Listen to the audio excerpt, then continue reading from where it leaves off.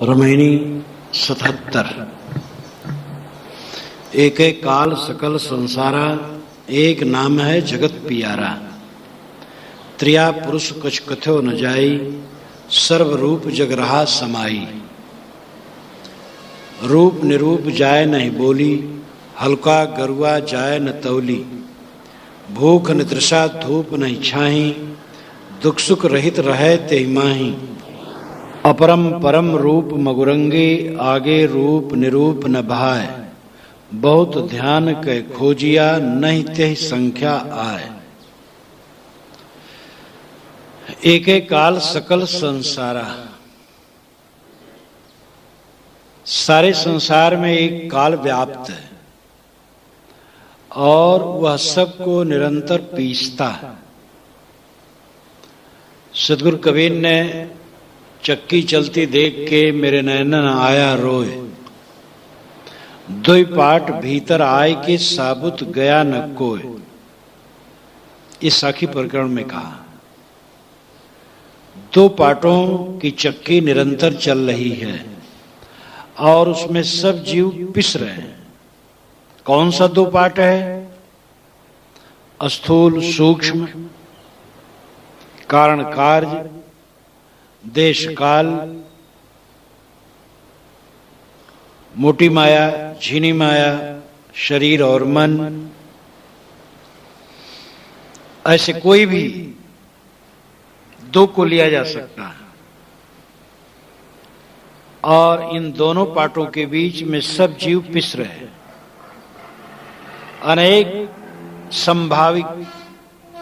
अनेक संभावित हानि लाभ की कल्पनाओं को लेकर के जीव निरंतर जलता रहता है।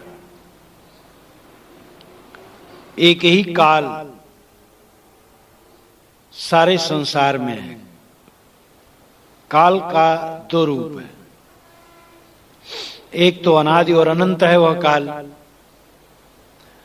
और दूसरा सेकंड, मिनट, घंटा,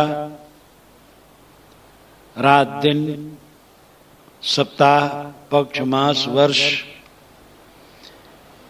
ये सब काल के खंड करके उसको हम समझने की चेष्टा करते हैं। वस्तुतः काल अनादि है और अनंत है, सदा से है, सदा रहेगा। काल समय, देश और काल के आयाम में सारी वस्तुएं गति करती और सबका निरंतर परिवर्तन होता है। उत्पत्ति और विनाश परिवर्तन में फलते हैं। देश और काल परिवर्तन में लगते हैं। टेबल पर एक वस्तु रखी गई और उसको सरकाई गई।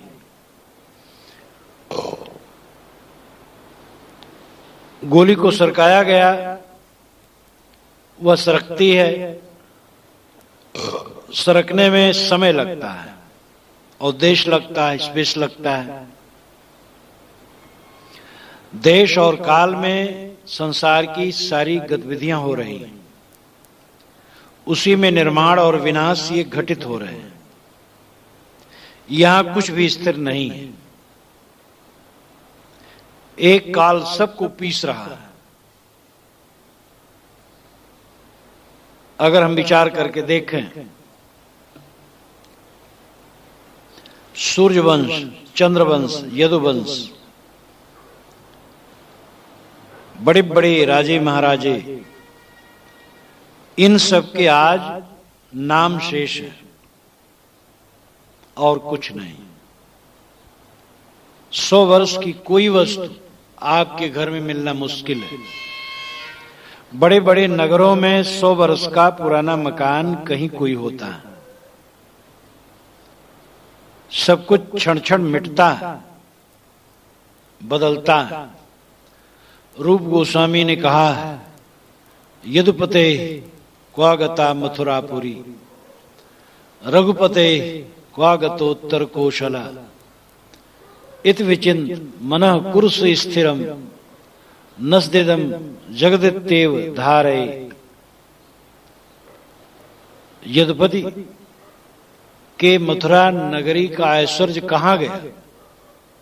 रघुपति के उत्तर कौशल का ऐश्वर्य कहाँ गया?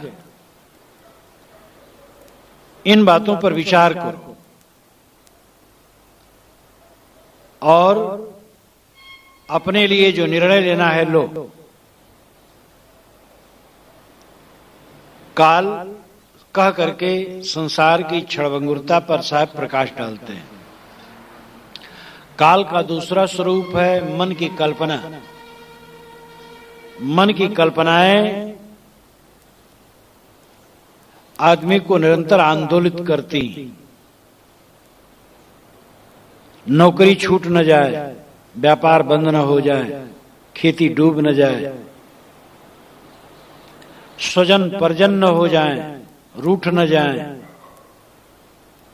चोर बदमाश हमें लूट न लें, भयंकर बीमारी न आ जाए, जल्दी से मृत्यु न हो जाए। इन अनेक कल्पनाओं में आदमी जूझता रहता है और ये सारी बातें निरर्थक हैं। तुम सब समय निश्चिंत रहना सीखो और जो होगा सो ठीक होगा। तो समय रूपी काल की याद दिला करके सद्गुरु वैराग दिलाते हैं हमें कि वैरागवान बनो, संसार की नश्वरता को निरंतर देखो और मन की कल्पना की याद दिला करके काल शब्द से वह हमें सावधान करते हैं कि देखो मन में भटक न जाना, मन के जाल में उलझ न जाना।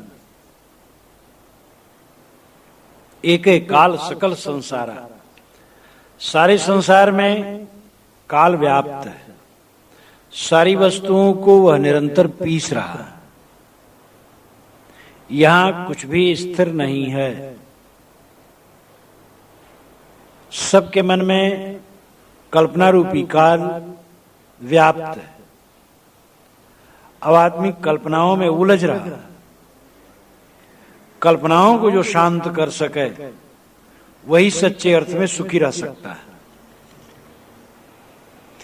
दूसरी बात, एक नाम है जगत प्यारा। एक नाम है जो जगत में बहुत प्रिय है। कौन सा नाम प्रिय है? राम नाम सबको प्रिय नहीं है। शैव ही राम राम नहीं कहते हैं। अल्लाह नाम सबको प्रिय नहीं है। हिंदू अल्लाह नहीं कहते हैं। ओम, यीशु, गॉड, कोई भी नाम सबको प्रिय नहीं है। यहां नाम का अर्थ लाक्षणिक है,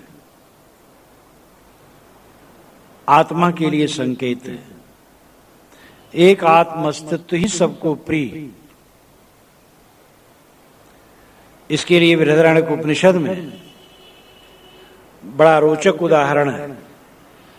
याज्ञवल्क्य की दो पत्नियां थी, मैत्रेयी और कात्यायनी। बुढ़ापा में उन्होंने धन बांट करके दोनों को दे दिया और कहा मैं सन्यासी होने जा रहा हूं। कात्यायनी धन पाके खुश हो गई, साधारण बुद्धि की थी, लेकिन मैत्रेयी समझदार थी। उसने कहा भगवान, क्या मैं इस धन को पा करके अमर हो जाऊंगी? कथम तेन अमृतास्याम, क्या मैं धन से अमर हो जाऊंगी? याज्ञवल्क्य ने उत्तर दिया, अमृतत्वस्य तु न आशा अस्ति वित्तेन। ऐ मैत्रेयी, धन से अमरता की आशा नहीं करनी चाहिए। मैत्रेयी ने कहा, एनाहम नामृतास्याम किमहम तेन कुर्याम। मैं जिससे अमरता न पा सकूं उसको लेकर के क्या करूं? याज्ञवल्क्य ने कहा, सुनो, मैं तुमको अमरता का रास्ता बताता हूं।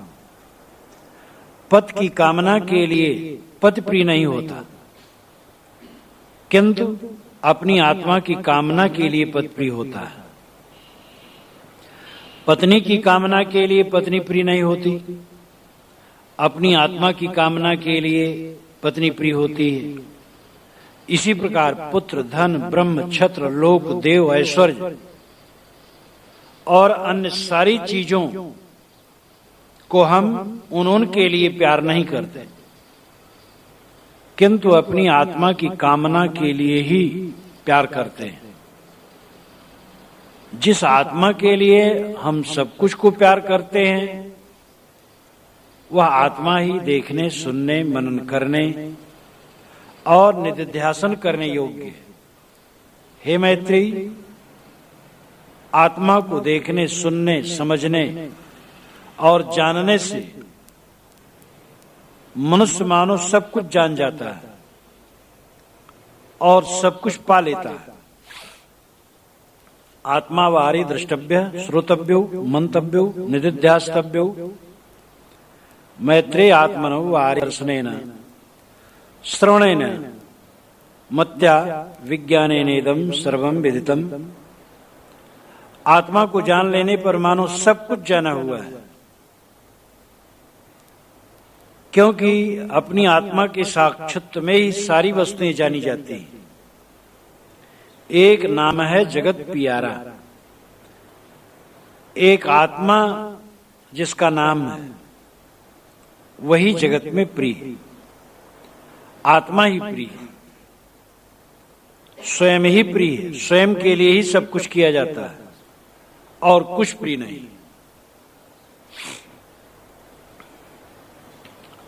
जो आत्मा सर्वोपरि है, प्रियतम है, उसी को हम भूले हैं दुर्भाग्य।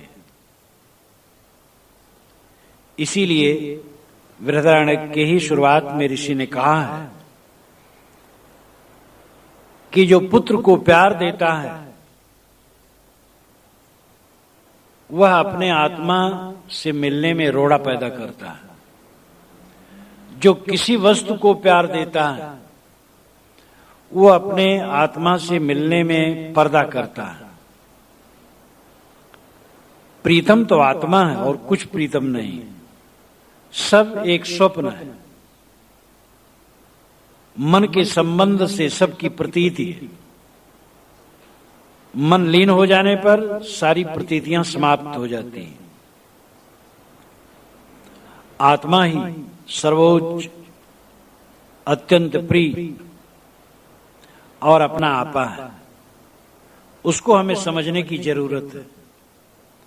दुनिया की वस्तुओं को चाह करके भी हम अपने पास उन्हें रख नहीं सकते और अपनी आत्मा को छोड़ने का हठ करके भी उसे हम छोड़ नहीं सकते। इसलिए हमें आत्म अनुरागी होना चाहिए। वो आत्मा कैसा है, वो स्वरूप कैसा है, उसके लिए सद्गुरु कहते हैं, त्रिया पुरुष कछ कथ्यो न जाई, सर्व रूप जग रहा समाई। उसको त्रिया और पुरुष नहीं कहा जा सकता है। त्रिया पुरुष, स्त्री पुरुष, नपुंसक इत्यादि लिंग भेद ये शरीर का भेद है। श्वेताश्वतर उपनिषद में भी कहा गया है, नैव स्त्री न पुमानेश न चैवायम नपुंसका यद शरीर मादत्ते तेन तेन संयुज्यते। यह जीव, यह आत्मा न स्त्री है, न पुरुष है, न नपुंसक है। यह जिस जिस शरीर में जुड़ता है बस वैसे वैसे अपने को समझता रहता है, वैसे उसे भासता रहता है कि मैं यही हूं। वो जुड़ जाता है उसमें और अज्ञान बस मानने लगता मैं यही हूं। किंतु जीव न स्त्री है न पुरुष है, सर्व रूप जग रहा समाई। सारे संसार में जहां कहीं भी ज्ञान स्वरूप है वही है और वो सर्वरूप बन जाता है। हाथी में गया तो हाथी रूप, घोड़े में गया घोड़ा रूप, चीटी में गया, चीटी रूप, मेढक में गया, मेढक रूप, स्त्री में, पुरुष में, नपुंसक में, काले में, गोरे में, नाटे में, लंबे में, जिस जिस शरीर में जाता है वही रूप अपने को मानने लगता है, लेकिन वह रूप उसका नहीं, उसका रूप तो ज्ञान मात्र है। रूप निरूप जाय नहीं बोली, ये नहीं कहा जा सकता है रूपवान है, क्योंकि सारे रूप दृश्य हैं और जीव दृश्य नहीं है, आत्मा दृश्य नहीं है, इसलिए उसको हम रूप वाला नहीं कर सकते। निरूप कहें, रूप रहित है, ये भी नहीं कहा जा सकता, क्योंकि उसकी सत्ता है, ज्ञान उसका गुण है, इसलिए वो द्रव्य है। और जो द्रव्य हो वो शून्य नहीं होता, वो सत्तात्मक है, द्रव्य है, इसलिए निरूप भी नहीं, रूप रहित भी नहीं, वो ज्ञान मात्र है, इतना ही कहा जा सकता है। तो रूप निरूप जाय नहीं बोली, हल्का गरुआ जाय न तौली, वो तौला नहीं जा सकता है कि वजनदार है कि हल्का है, ये बताया जा सके, क्योंकि ये सारी चीजें भौतिक द्रव्यों में होती है, वो अभौतिक है। भूख न तृषा धूप नहीं छाई, उसको भूख नहीं लगती है, तृषा प्यास भी नहीं लगती है, धूप की उसे आवश्यकता नहीं और छाया की भी आवश्यकता नहीं। भूख और प्यास शरीर जनित है, ठंडी लगने पर धूप की जरूरत लगती है और गर्मी लगने पर छाया की जरूरत पड़ती है। जीव में कुछ जरूरत नहीं, देह संबंध में सारे उपद्रव हैं। देह अतीत चेतन में, शुद्ध चैतन्य में कोई दुख नहीं है, कोई दारिद्र्य नहीं है, कोई पीड़ा नहीं है, वही तुम हो। जरा इसका ध्यान दो इस पर। तनिक तनिक बातों में तुम रात दिन सपच रहे हो, पीड़ित हो रहे हो, तुम अपने आप को देह मान रहे हो, स्त्री पुरुष मान रहे हो, ससुर दामाद मान रहे हो, पिता पुत्र मान रहे हो, बहन बेटी साली सरहज मान रहे हो, शत्रु मित्र मान रहे हो, ब्राह्मण शूद्र मान रहे हो, हिंदू मुसलमान मान रहे हो, पतला मोटा मान रहे हो। ये तुम्हारे मन का धोखा है, तुम यह सब नहीं हो। विवेक से देह को दूर रख दो। ये हाड़ मांस का ढांचा, ये मिट्टी का पिंड जो आज कल में बाहर आकर के गिर पड़ने वाला है, यह तुम नहीं हो। ये खाक तुम नहीं हो, धूल तुम नहीं हो, तुम तो शुद्ध चैतन्य हो, ज्ञान मात्र हो, अविनाशी हो। अत्यंत सूक्ष्म स्वरूप तुम्हारा है। अड़ो रड़ियाम महतो महीयान, आत्मस जंतोर्निहितो गुहायाम, तमक्रतु पश्यत वीत शोकौ, धातु प्रसादान महिमान महात्मन। अड़ो रड़ियाम जो अणु से अणु है, महतो महीयान और अपने गुणों में महान से महान है। अड़ो रड़ियाम महतो महीयान, आत्मस जंतोर्निहितो गुहायाम, वह आत्मा सभी जंतुओं सभी प्राणियों के हृदय गुफा में बैठा है। तमक्रतु पश्यत वीत शोको, उसको कैसे पश्यत देखा जा सकता है, उसका साक्षात्कार कैसे होगा? जब आदमी अकृत और वीत शोक हो। अकृत का मतलब है कर्म प्रपंच से रहित हो, दुनिया के गोरख धंधे में रात दिन उलझा न हो, और वीत शोक हो, निर्द्वंद, सूखी रोटी मिल जाए, पानी मिल जाए, थोड़ा कपड़े मिल जाएं, रहने की जगह मिल जाए, और क्या चाहिए। साधना करो, कल्याण करो, जीवन की सफलता इसमें है, दुनिया के ऐश्वर्य और ठाट ठटने में नहीं। तमक्रतु पश्यत वीत शोको धातु प्रसादान महिमान महात्मना। धातु कहते जो धारण करे, मन और इंद्रियां जीवन को धारण करती हैं, इसलिए धातु। इनके प्रसाद शुद्ध होने पर महिमानम आत्मनः, आत्मा अपनी महिमा में प्रतिष्ठित हो जाता है।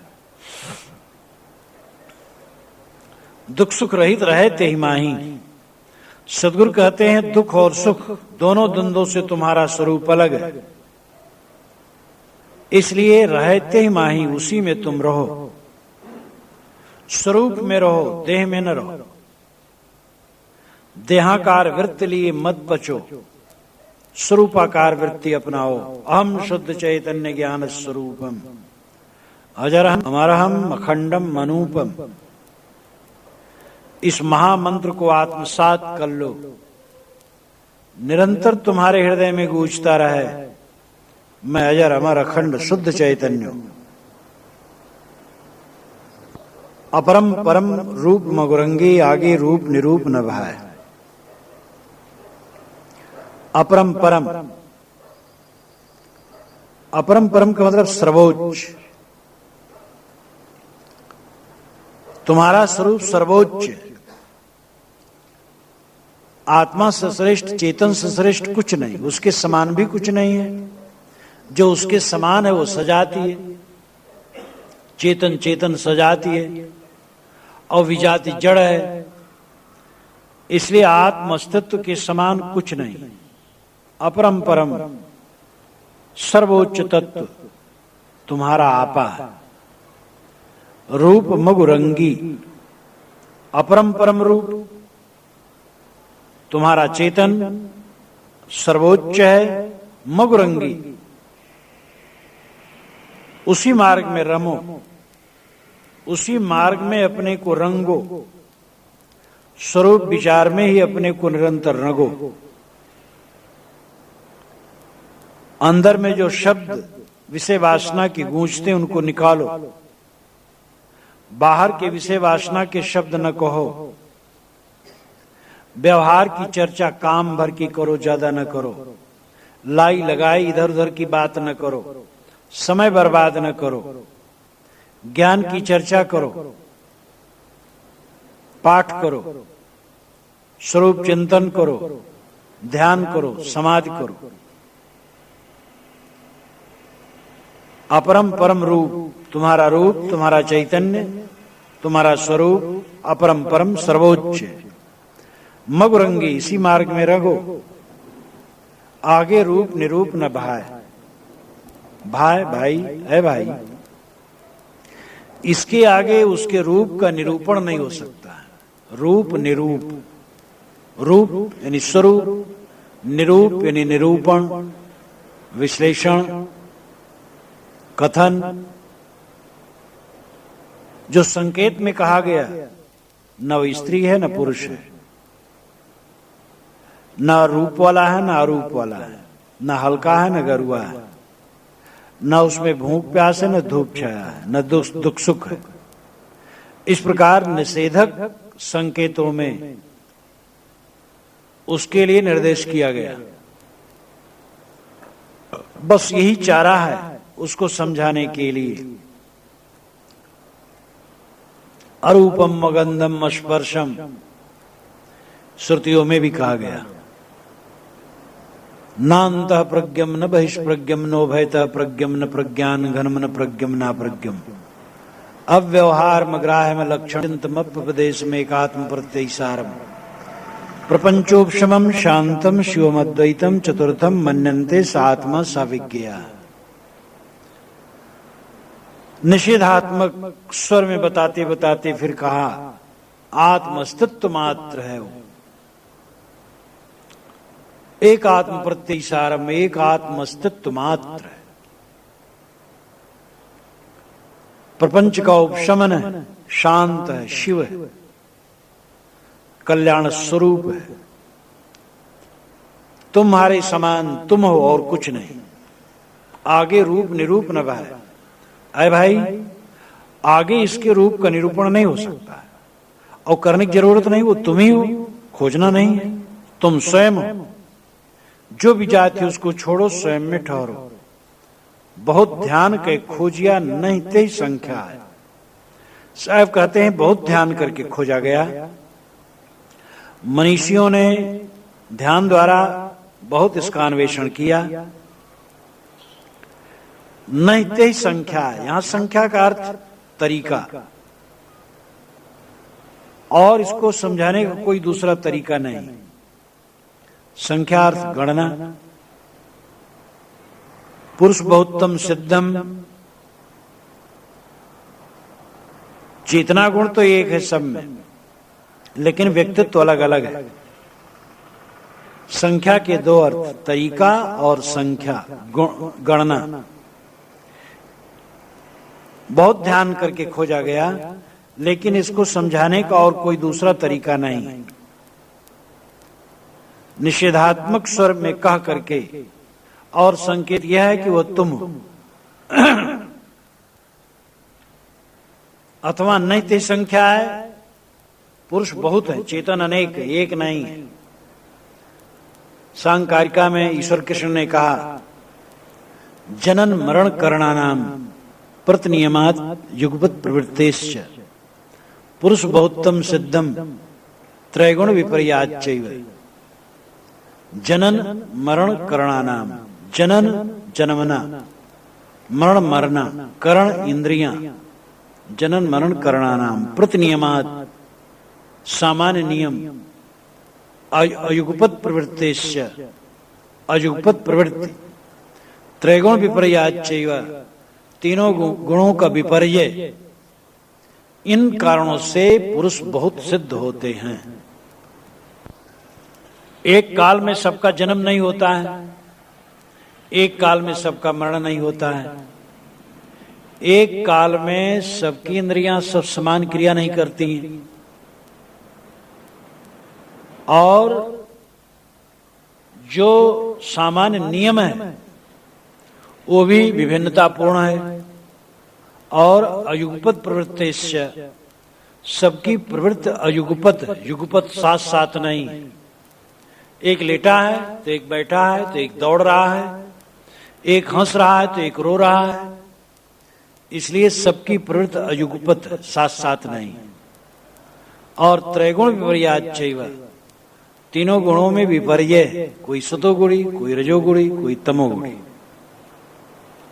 इसलिए पुरुष बहुत है, पुरुष बहुत्तम सिद्धम। पुरुष चेतनात्मा एक नहीं अनेक। ये सांग का सिद्धांत अत्यंत उज्जवल है, और सांग के सिद्धांत से ही संसार को समझा जा सकता है। पारक सिद्धांत वही कहता है। इस प्रकार पुरुष नाना है। स्वरूप को समझने के लिए सदगुरु पूर्ण साहेब ने कहा, जाते सकलो परखिया सो पारख निज रूप, तहां होए रो स्थिर तू नहीं झाई ब्रह्म को। जिससे तूने सबको परखा सो पारख निज रूप है। किससे परखा? अपनी चेतना से, अपने ज्ञान तत्व से। तो ज्ञान ही पारख है, तेरा स्वरूप है।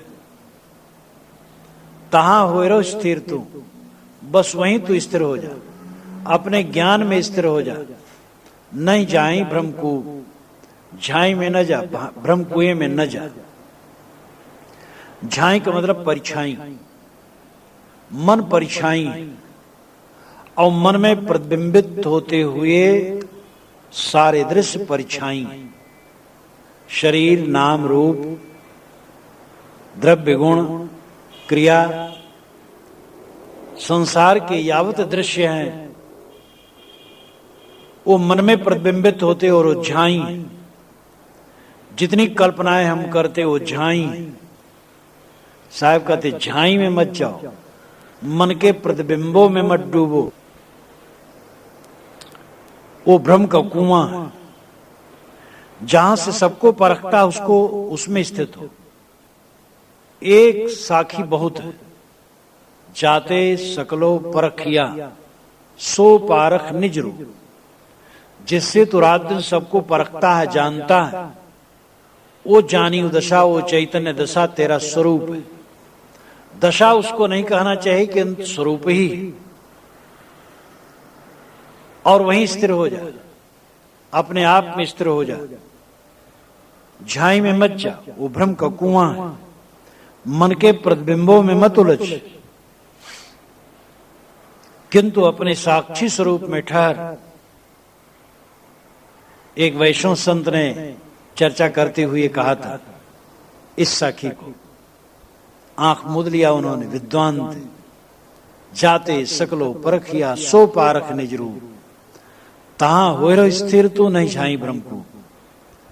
उन्होंने त्रिज्या को पढ़ा था और उनको लगा था, पारख सिद्धांत उनको बड़ा सच लगा था।